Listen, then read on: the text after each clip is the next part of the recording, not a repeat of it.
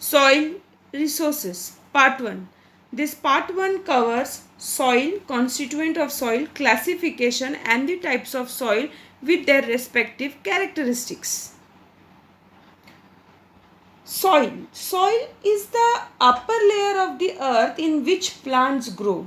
It is like black or brown, dark brown material, typically consisting of the materials, mixed materials, mainly mineral particle, organic materials, air, water, living organisms, everything.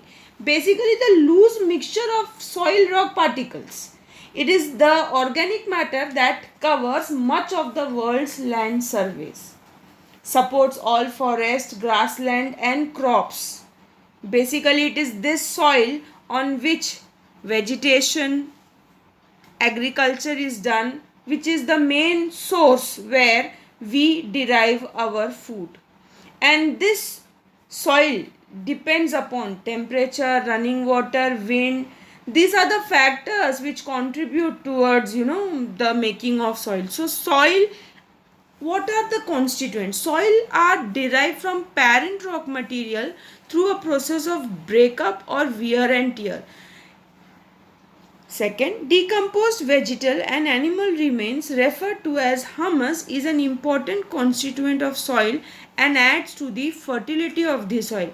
Here it means all the dry leaves, branches which fall off from the plants, when they get mixed up with the soil, they form the organic material. Also the remains of animals which decompose in the earth crust. Besides this humus, silica, clay, sand and other are the constituent of soil. You have to understand, it is with all these things the soil that is actually made up of. This is very important because this constituent is not same everywhere. Where there is forest, more of humus can be seen. Where there is wildlife, animals will be part of it. Again, all the different agents of erosion, wind, air, rain, they also act upon on the formation of the soil. Soil fertility. As said earlier, it is soil which forms the basic component for agriculture. So this soil fertility refers to the strength of the soil to support the plant life. More the fertile the soil is, more will be the agriculture produce. More fertile soil means less use of pesticides, insecticides and fertilizers. So these fertile soil characteristics are, it should have adequate amount of moisture. Here moisture means the water content, which is very much essential. Because if the soil is sandy like one in the desert, it cannot help for the growth of vegetation. Second, it has sufficient depth to enable the plants to grow their roots as per their requirement. Yes, the roots grow deeper in search of water. More the roots go deeper, more firm is the tree. Third, it is rich in nutrients such as nitrogen, phosphorus and potassium. These are the basic nourishment which the plant requires. And hence you must have seen that the atmosphere contains 70% of nitrogen, which is broken down by the rain and all the other constituent of the air which is used by the plant. It is this nitrogen which the plants use. Hence there should be enough vegetation around so that this nitrogen in the atmosphere is taken good care of. It contains organic matter that improves the structure of the soil. Organic matter here includes everything what is been discussed earlier, that is the humus, the vegetal remain, the animal remains. So this soil fertility which is put in red ink, can kindly note, the soil fertility can be improved by adding fertilizer to the soil to make up for the missing nutrient. Because this part where the soil nutrient is concerned, as we will proceed with the chapter, different types of soil have different nutrient and they lack in some nutrient in many cases. So to make up for that loss, these fertilizers stand as a backup plan in case any of the nutrient is less in number. We move further. With the reference to location, soil can be categorized as residual, also known as in situ, transported, ex situ. As you can see, the word residual means they are formed by the original position by breaking off of the parent rock. The content of the parent rock forms the main part of residual soil. Whereas in transported, as the word transported highlight that it is done by the various agents of erosion. Sediments carried, deposited by winds, river, all the different agents of erosion. Residual is in situ means something which is inline. So hence you can see the examples contain black soil, red soil, laterite soil, desert soil. Transported, the only example is alluvium. Alluvium is carried by the river waters from one place to another and it is deposited. The first soil is alluvial soil. Alluvial soil is very important.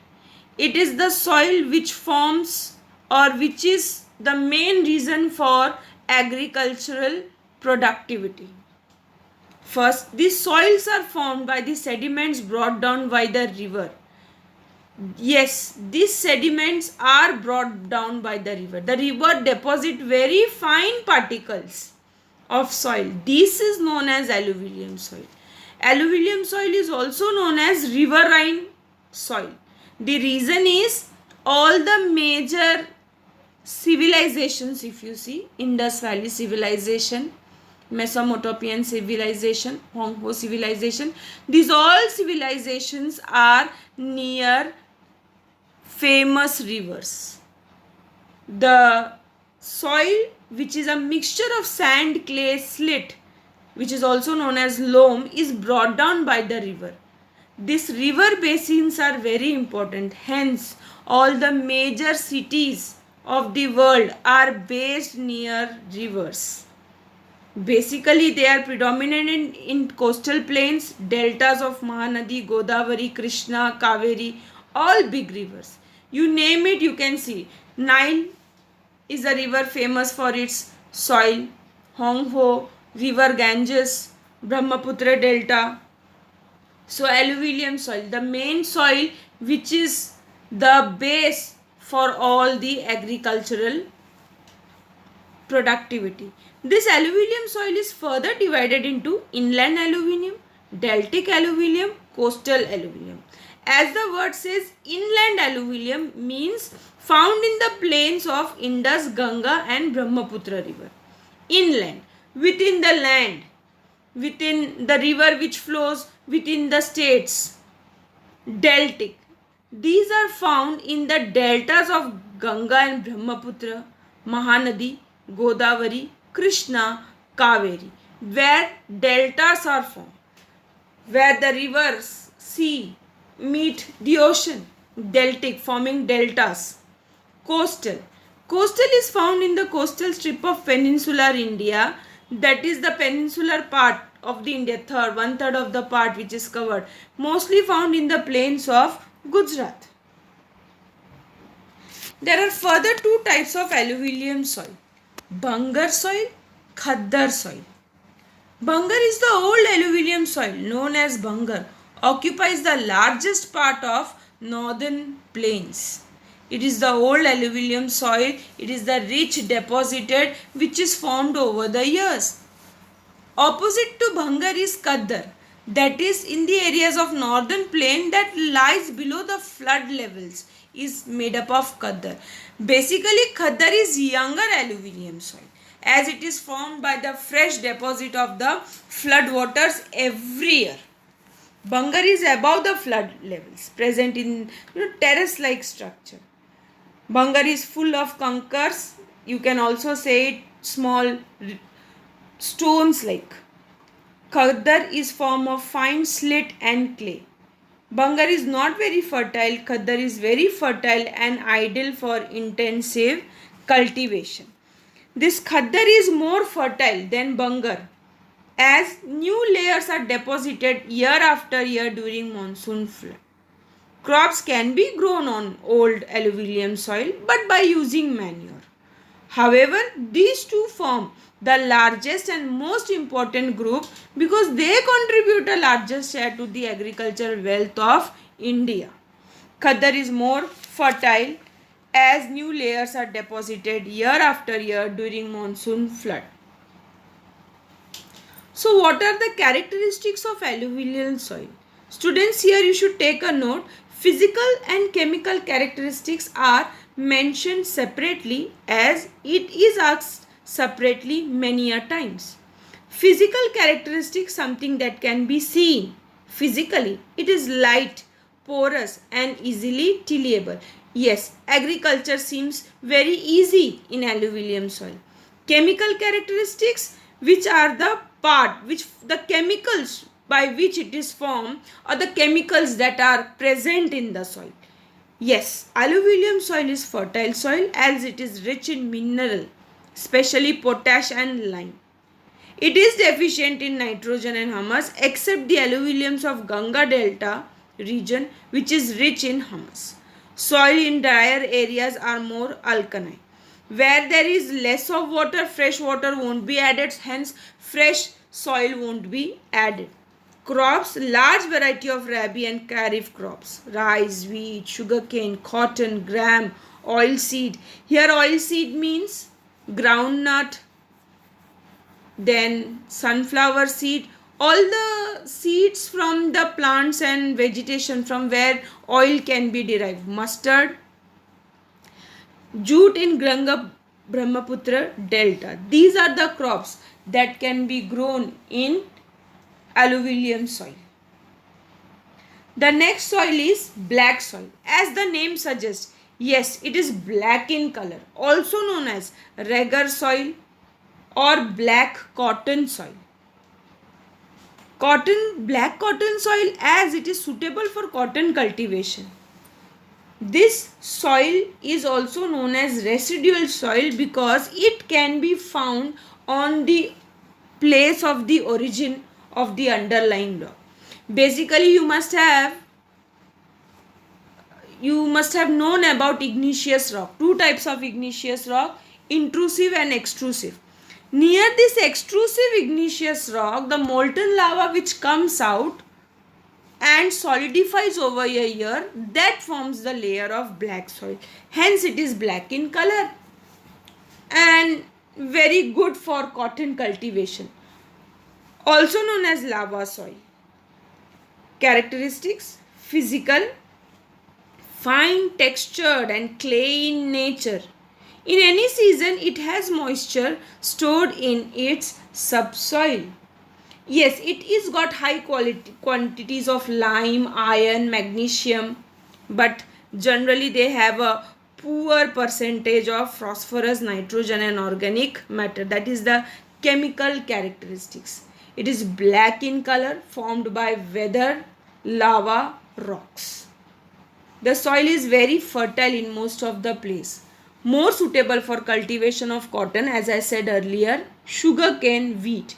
Maharashtra has a good amount of black soil. Hence, cotton and sugarcane are predominantly grown in Maharashtra. The distribution of black soil is concentrated over the Deccan Plateau tract, which I said includes part of Maharashtra, Madhya Pradesh, Gujarat, Andhra Pradesh, Karnataka and some parts of Tamil Nadu. Crops, cotton, cereals, oilseed, citrus fruit. Citrus fruits means fruits that are acidic in nature, lime, lemon, oranges, vegetable, tobacco and sugarcane. One thing should be noted, more of cash crops can be grown in black soil. Coming to red soil. This red soil, under the prolonged weathering by rainfall, ancient crystalline and metamorphic rock of peninsular plateau break up to form this soil.